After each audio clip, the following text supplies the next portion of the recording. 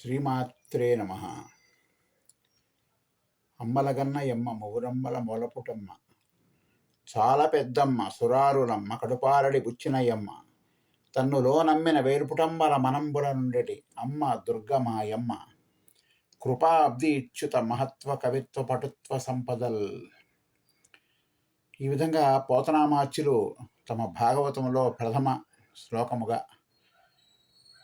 రచించినటువంటి అద్భుతమైనటువంటి శ్లోకం అమ్మ మీద, ఆ కనకదుర్గమ్మ, బెజవాడ కనకదుర్గమ్మ మీద. అమ్మలగన్న ఎమ్మ, అందరికీ అమ్మ, అమ్మలకే అమ్మ, ముగ్గురమ్మల మొలపుటమ్మ, లక్ష్మి, సరస్వతి, పార్వతి, ముగ్గురికి కూడా మూల కారణమైన దానివి నువ్వు. చాలా పెద్దమ్మ, అందరికీ కూడా అమ్మలకే అమ్మ, ఆవిడ పెద్దమ్మ.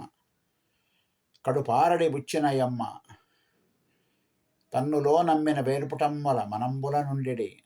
అంటే ఆ తల్లిని మనస్ఫూర్తిగా కొలిచి సేవించి పూజించిన వారిని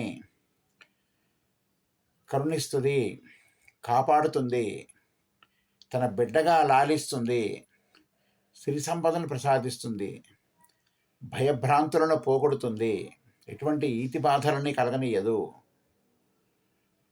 ఇటువంటి కష్టాలని కూడా, ముప్పేట కష్టాలను కూడా తొలగింపజేస్తుంది. క్షణకాలంలో ఆ తల్లిని మనసులో తలిచినంత మాత్రమననే మన కష్టాలన్నీ కూడా తొలగించేటువంటి అద్భుతమైనటువంటి తల్లి ఆ కనకదుర్గ. కృతయుగంలోనే మహిషాసురుణ్ణి, భయంకరమైనటువంటి రాక్షసుణ్ణి, లోక కంటకుడైనటువంటి దారుణమైన ప్రవర్తన కలిగినటువంటి ఆ పరమ దుర్మార్గుడు మహిషాసురుణ్ణి వధించి అదే స్వరూపంతో కీలుడు అనే ఒక యక్షుడి కోరిక మీదట కీలుడు పర్వతంగా మారితే ఆ కొండ మీద ఆ మహిషాసుర మర్దని అనే అవతారంతోనే వచ్చి అక్కడే వెలిసింది. అదే అవతారంతో, అదే ప్రకారంగా మహిషాసురుణ్ణి వధించినప్పుడు ఏ విధంగా ఉందో అదే రూపంతో వచ్చి మన కొండ మీద వెలిసింది అని అనేక పురాణాలు, దేవి భాగవతం అనేక పురాణాలు చెబుతూ ఉన్నాయి. ఇది చారిత్రక సత్యం, ఇది ముమ్మాటికి నిజం. ఎందుకంటే ఆ తల్లి చేయని లీల లేదు, చూపించినటువంటి కరుణ లేదు. ఎన్నో లీలలు జరిగినాయి కొండ మీద. కొన్ని వందల సంవత్సరాల క్రితం ఎన్నో ఘటనలు జరిగినాయి. మాధవవర్మ అనేటువంటి ఒక రాజు, ధర్మ పరిపాలకుడు, తన పర భేదము లేకుండా కూడా న్యాయం చెప్పేవాడు. సొంత వారిని కూడా ఏమి ఉపేక్షించకుండా తప్పు చేస్తే శిక్షించేటువంటి పరమధర్మాత్ముడు మాధవవర్మ. కొన్ని వందల సంవత్సరాల క్రితం బెజవాడని రాజధానిగా చేసుకుని పరిపాలన చేశాడని చరిత్ర చెబుతోంది. అటువంటి సమయంలో తన పుత్రుడైనటువంటి తన రాకుమారుడు వేగంగా రథం మీద వస్తూ ఉంటే, ఒక కడు బీదరాలైనటువంటి ఒక ఆవిడ తన బిడ్డ రోడ్డు మీద వస్తూ ఉంటే, పిల్లవాడు యాదాలాపంగా నడుస్తూ ఉంటే ఆ రథం కింద పడి చనిపోయాడట. ఆ తల్లి గుక్క పెట్టి ఏడుస్తూ కింద పడి దొర్లుతూ ఆ బిడ్డని, చనిపోయినటువంటి ఆ బిడ్డని తీసుకొని పరిగెత్తుకుంటూ వెళ్ళి రాజుగారి దగ్గరికి వెళ్ళి, అయ్యా నా బిడ్డని చంపేశారు, రథం కింద పడి చనిపోయాడు, మాకు న్యాయం చేయండి అని శోకాలు పెడుతూ ఏడుస్తూ ఉంటే, కానీ ఆ రాకుమారుడు కూడా చూసుకోలేదు. అతను కావాలని చేసిన పని కాదు, అది అనుకోకుండా జరిగిన సంఘటన. అనుకోకుండా వచ్చి ఆ రథంకి చక్రం కింద పడిపోయాడు ఆ చిన్నపిల్లవాడు. అది చూసుకోకుండా రాకుమారుడు వెళ్ళిపోయాడు, ముందే తెలుసుకోలేదు. కావాలని చేసిన పని కాదు అది.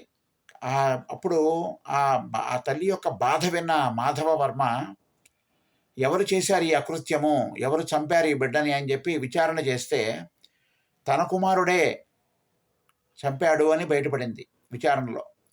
అనుకోకుండా జరిగిన సంఘటనలో వేగంగా రథం వెళ్ళిపోతూ ఉంటే పొరపాటున ఆడుకుంటూ ఆ పిల్లవాడు వెళ్ళి ఆ రథం కింద పడ్డాడు అని తేలింది. అప్పటికే ఆయన ఎవరైతే చంపారో వారికి మరణశిక్ష విధించండి అని ముందే ఇచ్చేశారు తీర్పు. తర్వాత చెప్పారు తమ కుమారుడే చంపాడు అని. అయినా సరే తీర్పు మార్చలేదు. నా కుమారుడైనా సరే, బయటవాడైనా సరే శిక్ష పడాల్సిందే తప్పు చేసిన వాటికని తన కొడుకుకే, సొంత కుమారుడికే మరణశిక్ష విధిస్తాడు.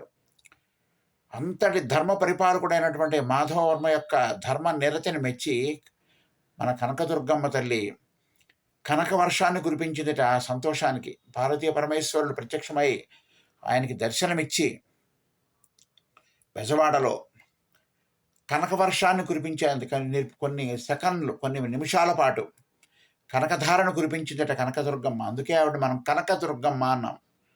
దుర్గమ్మని మనం కనకదుర్గ అని పిలుచుకోవడానికి కారణం అదేనండి. బంగారు వర్షాన్ని కురిపించిన ఆ ధర్మ ప్రవర్తనకి, ఆ రాజు యొక్క ధర్మ పరిపాలనకి ఇది ఒక ప్రత్యక్ష నిదర్శనం. అలాగే కొన్ని చెబుతూ ఉంటారు విజయవాడలో జరిగినటువంటి కొన్ని సంఘటనలు. ఆ తల్లి ఏదో మారువేషంలో ఏదో సినిమాకి వెళ్ళిందని మారుతి టాకీస్లో, ఎప్పుడో 1940-50 సంగతి ఇది. సెకండ్ షో సినిమాకి వెళ్ళిందని, ఆ సినిమా చూసి బయటికి వచ్చి రిక్షా అతన్ని ఇంద్రకీలాద్రి దగ్గరికి వస్తావా అయ్యా అని అడిగితే వస్తానని చెప్పడం. అతను ఆవిడ రిక్షా ఎక్కి కూర్చుని తల్లి వెడుతూ ఉంటే మాట్లాడుతూ ఉంటారు. ఏమయ్యా నువ్వు ఇంత అర్ధరాత్రి కష్టపడుతున్నావేంటి అని అడగడం. ఆ రిక్షా అతను అవునమ్మా మరి కుటుంబ పోషణార్థం నేను అర్ధరాత్రి పగలు రాత్రి కష్టపడి సంపాదించాల్సి వస్తుంది అని అతని బాధను చెప్పుకోవడం. ఇదంతా వింటూ తల్లి అయ్యో అనుకోవటం. ఇంతలోనే మాటల్లోనే ఇంద్రకీలాద్రి దరిదాపులకు వచ్చేటప్పటికి మాట ఆగిపోతుంది, ఎక్కడ శబ్దం రాదు. ఇదేమిటి మాట్లాడుతూ ఆగిపోయారని వెనక్కి చూస్తే రిక్షాలో ఆ తల్లి లేదు.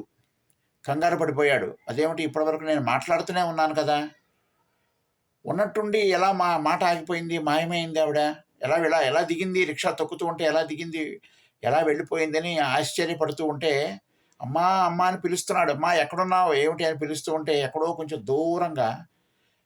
దూరంగా మెట్లు ఎక్కుతూ ఇంద్రకీలాద్రి అటు మెట్ల దారి మీద పెడుతూ ఒరేయ్ నేను ఇక్కడే ఉన్నాను అని పలికిందని. అదేమిటి తల్లి వెళ్ళిపోతున్నావేమిటి, చెప్పకుండా వెళ్ళిపోయావేమిటి, ఎలా దిగావు, ఎలా వెళ్ళిపోతున్నావు, మరి నా రిక్షా కూలి ఇవ్వవా అని అడుగుతాట. అడిగినప్పుడు ఒరేయ్ నీ తలపాకలోనే ఉన్నాయి చూసుకోరా అని చెప్పి చూపిస్తే అతని తలపాకలో ఒక పెద్ద బంగారు గాజు, ఒక 10 రూపాయల నోటు పెట్టి ఉన్నాయట. అతని ఆశ్చర్యానికి అంతు లేదు. ఆ తల్లే కనకదుర్గమ్మ తల్లే మారువేషంలో వచ్చిందని.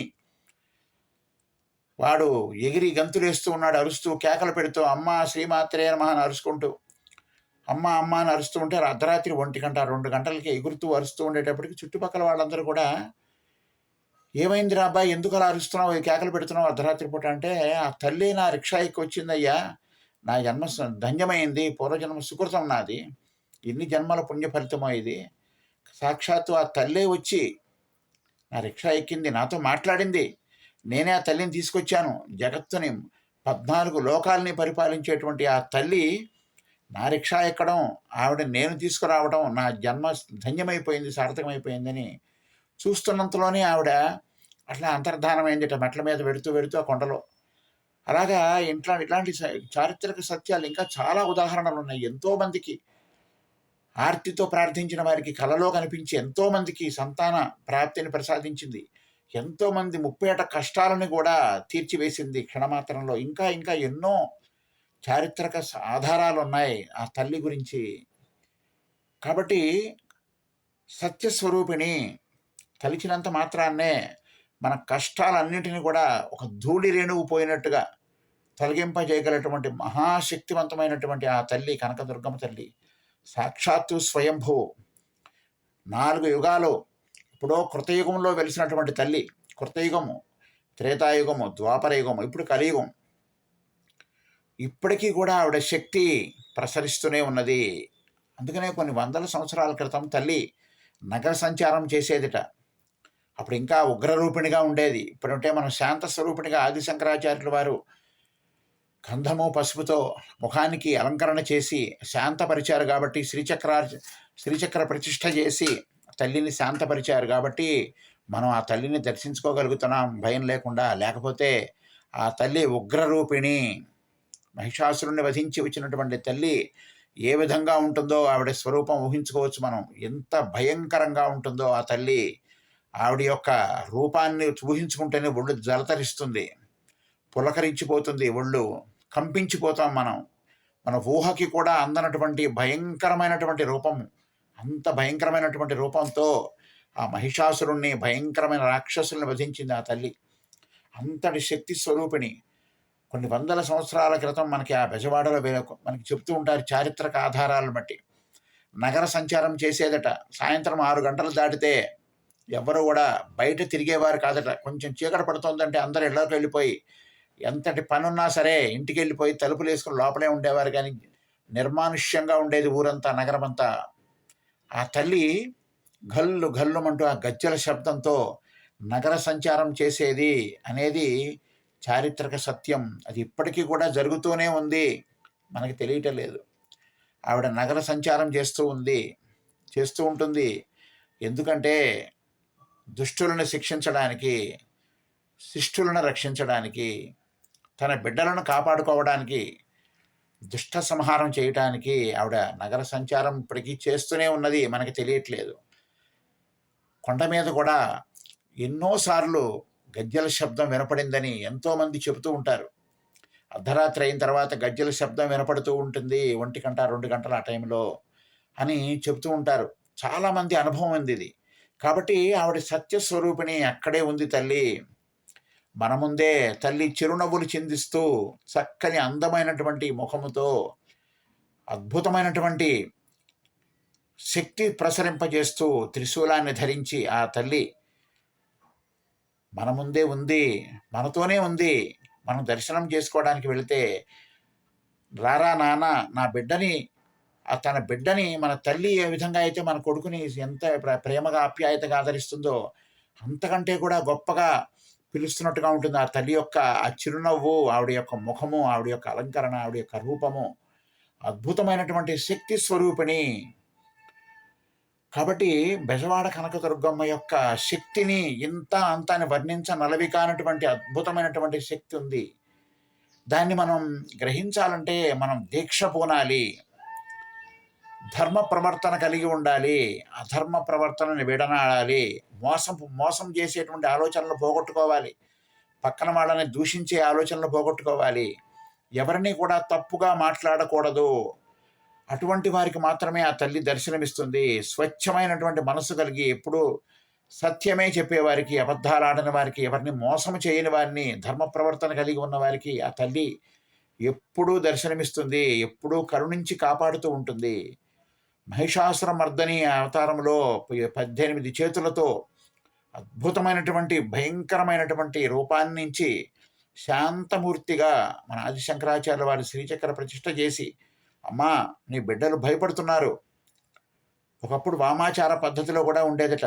కనుక దుర్గా పైన కొండ మీద వామాచారం అంటే జంతు బలులు జరిగేవిట. ఆవిడ యొక్క శాంతపరచడానికి, ఆవిడ ప్రీతి కొరకు ఎప్పుడో వందల సంవత్సరాల క్రితం విషయం ఇది. జంతు బలులు జరిగేవట. అందువల్ల ఆదిశంకరాచార్యులు దాన్ని మాన్పించి దాక్షిణాత్య పద్ధతి అంటే మనం ఇప్పుడు పూజ చేసే విధానం సాత్విక పద్ధతిని వామాచారం నుంచి సాత్విక పద్ధతికి తీసుకొచ్చి అష్టోత్తర శతనామావాడిని మనం దుర్గా అష్టోత్తరం చదవకూడదండి. అందుకే లలితా సహస్రమే చదువుతారు. దుర్గా అష్టోత్తరం సహస్రం చదివితే ఆవిడ మళ్ళా ఉగ్రమైపోతుంది. కాబట్టి కొండ మీద ఎప్పుడు కూడా దుర్గా అష్టోత్తరము, దుర్గా సహస్రము చదవరు. ఆమె దుర్గమ్మ అయినా కూడా లలితా సహస్రమే చదువుతారు. ఎందుకంటే లలిత అంటే శాంతమూర్తి కాబట్టి లలితా సహస్రంతోనే ఆవిడ పూజ చేస్తారు. లలితా సహస్రంతోనే శ్రీచక్రార్చన, లలితా సహస్రంతోనే అమ్మకి పూజ చేస్తారు. ఎందుకంటే తల్లిని శాంతపరచడానికి దుర్గా అష్టోత్తరము, దుర్గా సహస్రము చదివితే మళ్ళా ఆ నామాల యొక్క శక్తితో అమ్మ మళ్ళా ఉగ్రమైపోతుంది. కాబట్టి ఈ విధంగా నిర్ణయించి ఆదిశంకరాచార్యుల వారు అక్కడ మల్లికార్జున ప్రతిష్ఠ చేసి, సాక్షాత్తు స్వయంభువు మల్లికార్జునుడు ఆయన్ని ఎప్పుడో కొన్ని యుగాల క్రితము కనుమరుగైనటువంటి దాన్ని మళ్ళా పునరుద్ధరించి మల్లికార్జున స్వామిని మళ్ళా ప్రతిష్ఠ చేసినట్టుగా ప్రాణప్రతిష్ఠ చేసి, స్వయంభువు అయినా కూడా ఈ ప్రజల యొక్క ఈ అకృత్యాలను చూడలేక కనుమరుగైనారాయన. అయినా కూడా ఆయన్ని మరలా తీసుకొచ్చి ప్రతిష్ఠ చేసి ఆ తల్లి చెంతనే ఉంచారు మల్లికార్జునుడు, దుర్గా మల్లేశ్వర స్వామి వారు. అందువల్ల ఆ కొండ మీద మనకి తెలుసు ద్వాపర యుగంలో అర్జునుడు తపస్సు చేసింది ఇక్కడే. ఆ కొండ మీదే తపస్సు చేశాడు. దేనికి? పాశుపతాస్త్రం కోసం. ఎప్పుడో ద్వాపరయుగంలో జరిగిన ఘటన ఇది. ద్వాపరయుగంలో పాశుపతాస్త్ర సంపాదన కోసం అర్జునుడు ఎక్కడ అనువుగా ఉంటుంది, ఎక్కడ తపస్సు చేసుకోవడానికి వీలుగా ఉంటుందని అటు శ్రీశైలము, త్రిపురాంతకము ఇవన్నీ తిరుగుతూ తిరుగుతూ చివరికి మన ఇంద్రకీలాద్రి మీదకు వచ్చి తపస్సు చేశారట. ఇక్కడ కృష్ణానది కృష్ణానది దక్షిణ వాహినిగా కృష్ణానది కొండ పక్కనే ఉండటం వల్ల దానికి శక్తి ఎక్కువ ఉంటుంది. నది పక్కనే పర్వతము తల్లి. ఈ శక్తి ఉండటం వల్ల అక్కడే అర్జునుడు తపస్సు చేశాడు. శివుడు ప్రత్యక్షమై పరీక్షించి చివరికి పాశుపతాస్త్రాన్ని ప్రసాదించినటువంటి అద్భుతమైనటువంటి స్థలము ఇంద్రకీలాద్రి.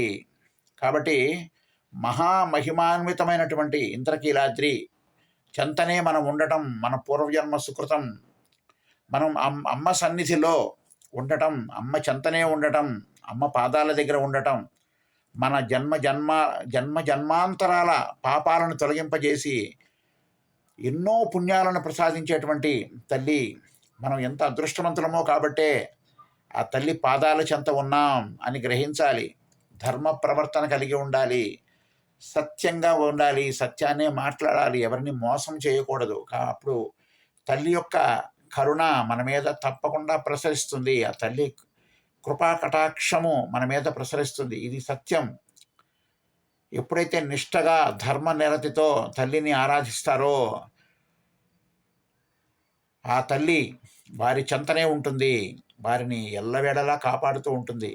ఈ విధంగా కనకదుర్గ లీలలు, ఆ తల్లి యొక్క అద్భుతమైనటువంటి ఇంకా మరెన్నో చాలా లీలలు ఉన్నాయండి. ఎప్పుడో యుగాల క్రితం ఏర్పడినటువంటి అక్కడ వెలిసినటువంటి ఆ తల్లి 4 యుగాలు, కొన్ని లక్షల సంవత్సరాలు గడిచిపోయింది. కృతయుగము 32 లక్షల సంవత్సరాలు, త్రేతాయుగం 17 లక్షల సంవత్సరాలు, ద్వాపరయుగము 8 లక్షల సంవత్సరాలు, ఇప్పుడు కలియుగం 5000 సంవత్సరాలు అయింది. ఇప్పటికి ఇంకా ఎన్నో వందల లక్షల సంవత్సరాలు ఉంది కలియుగం పూర్తి అవ్వడానికి. కలియుగం అంతంలో మాత్రమే ఆ కృష్ణానది వచ్చి ఆ తల్లి ముక్కు బుడకను తాకుతుంది అంటారు. అది ప్రళయకాలంలోనే జరుగుతుంది. ఇప్పుడే కాదండి, కొన్ని లక్షల సంవత్సరాల తర్వాత ప్రళయకాలంలోనే జరుగుతుంది. ఆ విధంగా తల్లి వరమిచ్చింది. కాబట్టి అప్పుడు ఇప్పుడు ఎప్పుడు ఉండే తల్లి ఆవిడ యొక్క కృపా కటాక్షాన్ని ప్రసరిస్తూ ఉంటుంది ఆవిడ తల్లి.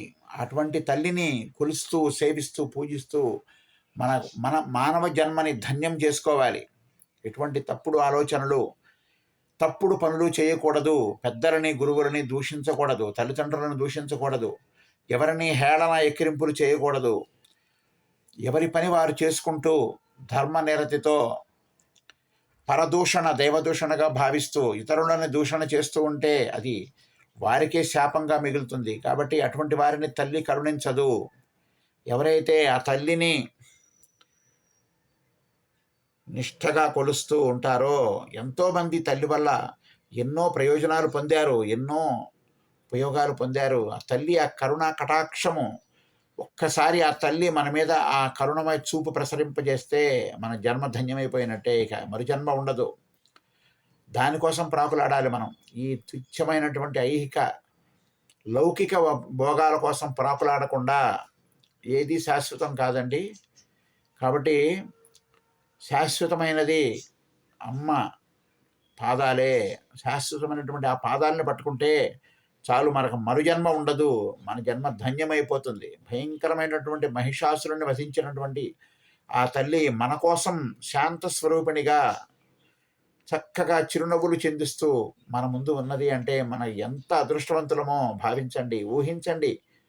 కాబట్టి దాన్ని పాడు చేసుకోకుండా ఆ తల్లిని సేవిస్తూ ఆ తల్లి కరుణ ఎలా పొందాలి, ఏ విధంగా ఎలా మనం సేవిస్తే ఆ తల్లి మనల్ని కరుణిస్తుంది అనే ఆలోచనతో నిత్యం శ్రీమాత్రే నమః, తల్లి కాపాడుతూ ఉండు, నీ బిడ్డని మమ్మల్ని కాపాడుతూ ఉండని ప్రార్థన చేస్తూ ఉంటే తల్లి తప్పకుండా మనందరినీ కాపాడుతుంది, ప్రపంచాన్ని కాపాడుతుంది. 14 లోకాలని ఏలేటువంటి ఆ తల్లి మన మీద ఆ కరుణ చూపించడం ఎంతసేపు.